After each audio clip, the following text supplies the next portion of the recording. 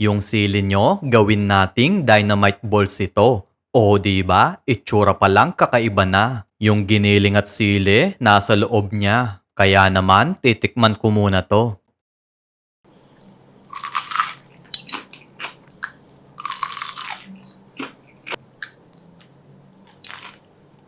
Gagamit tayo ng 1/4 kilo ng giniling, isang sibuyas, 5 bawang, paminta, asin, 3 kutsarang harina, at isang pirasong itlog. Di ko na napakita ang paglalagay ng itlog dito.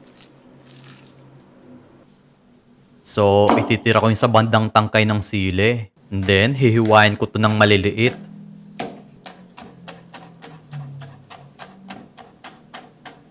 Ihalo natin sa giniling.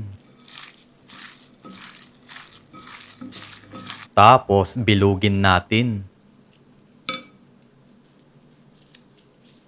Itutusok ko lang yung sili dito. Pero, isil nyo yung dulo para hindi matanggal ito.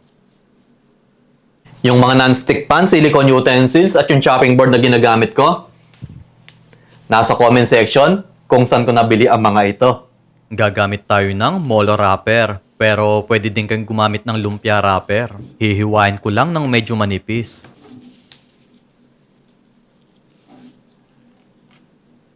And then, gupitin pa natin.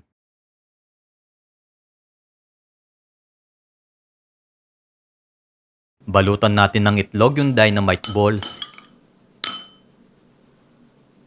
Tapos yung molo wrapper naman.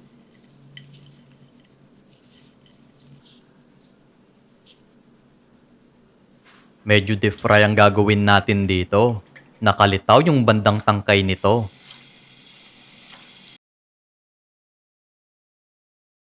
And then, ilagay muna natin sa strainer.